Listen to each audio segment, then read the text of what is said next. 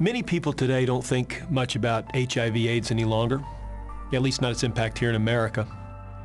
While there's much attention rightfully focused on the terrible crisis that engulfs third world Africa, for many the issue here at home is perceived as no big deal.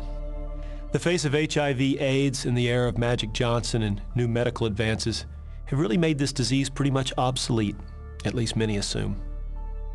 Well, the truth is, there are more people living in America with HIV/AIDS than ever before, almost 1.4 million. Over 20,000 of those people are right here in the Metroplex in our backyard. This is a very big deal. HIV/AIDS is on the rise again and rather dramatically, and it poses a growing threat to our children. Youth infections are advancing at alarming rates, and today over 40% of all new cases are between the ages of 34 and 13 years of age. This disease is more and more Black and Hispanic. It's more straight than ever. It's impacting families with children at an alarming rate.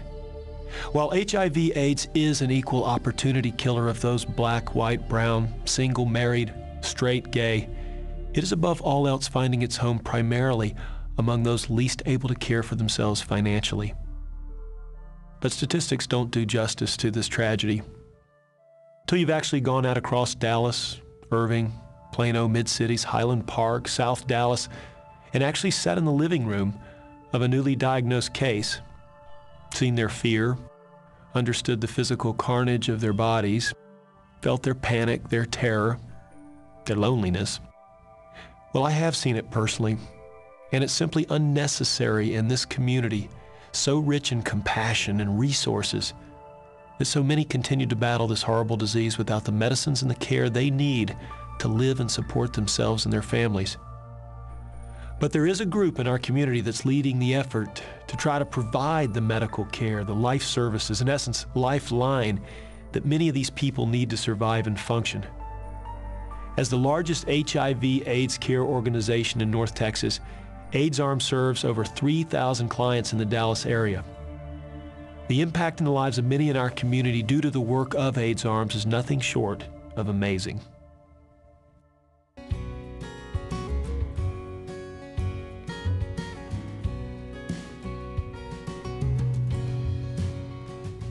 I'm a lot better than I was when I first came to AIDS Arms, and I owe it all to them, the information they gave me, and most of all, what I did with that information they gave me.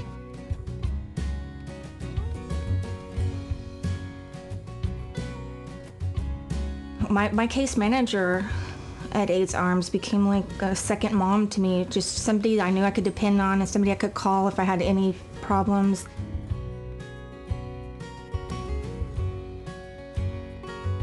AIDS Arms has been a great help to me. It really got me through. It got me through.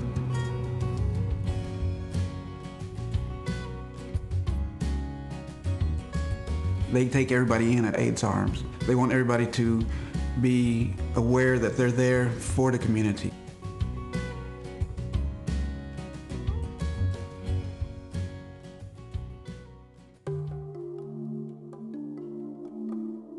Most people think that anyone that has HIV or have AIDS, they think that you did something wrong to get it. That is not true.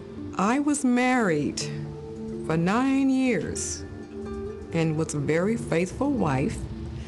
Husband not so faithful. My father threw me out on the street when I was 12 years old. I've been on my own since then. I gave up heroin after 20 years, you know, and I survived that. I can survive this.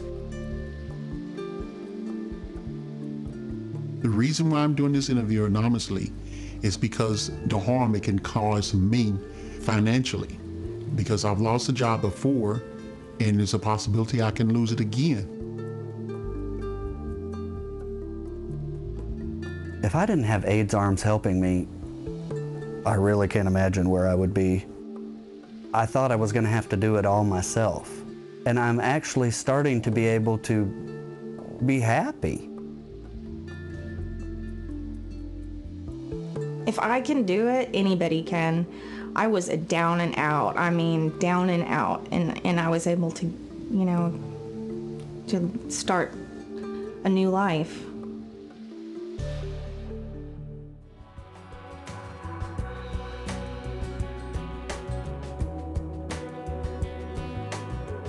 The money that people have donated to help others and help people in my situation, it doesn't go thrown away. It doesn't get overlooked. We appreciate it, and it's well used. I got my first job in sobriety. I actually got it through the daughter of my case manager, through her good reference. Was able to get and keep that job for a while, and moved on to a better job and realized I wanted to go back to school. So I'm now in college. I've been in college for the last 2 years. I've gotten married and got my son back in my life, and I've got a little daughter now. She's 3. Things are just going really well.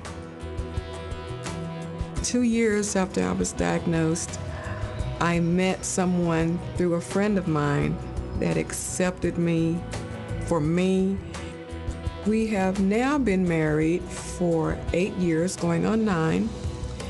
And the 4th year of our marriage, we started our ministry. And he's the pastor and I'm the co-pastor.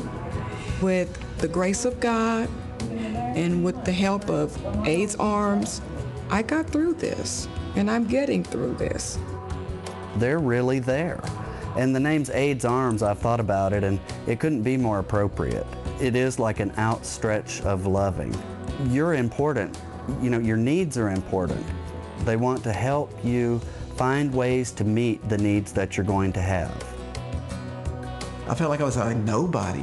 This disease was my death sentence. But talking to my caseworker and talking to different people at AIDS Arms, they were like, hey, Joey, you can make it last as long as you want to, so long as you're willing to go. There was extra steps. I'm a long-time survivor. I'm gonna be a longer-time survivor. I'm not giving up.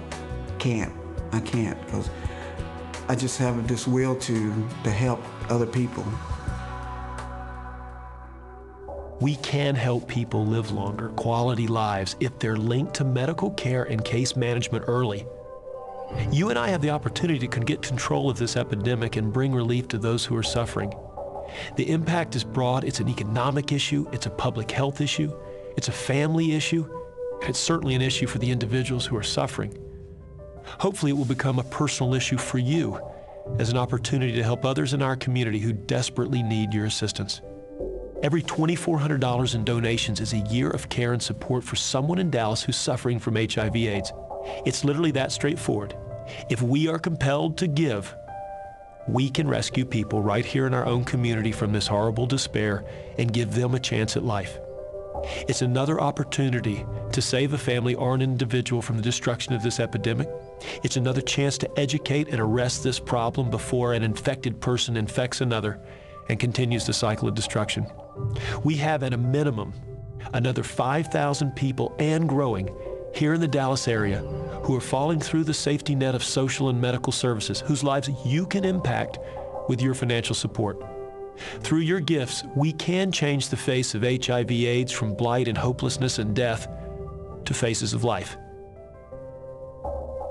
But only if we as a community are willing to look closely at the ugliness of this disease, talk honestly about the issue, and care enough to take action.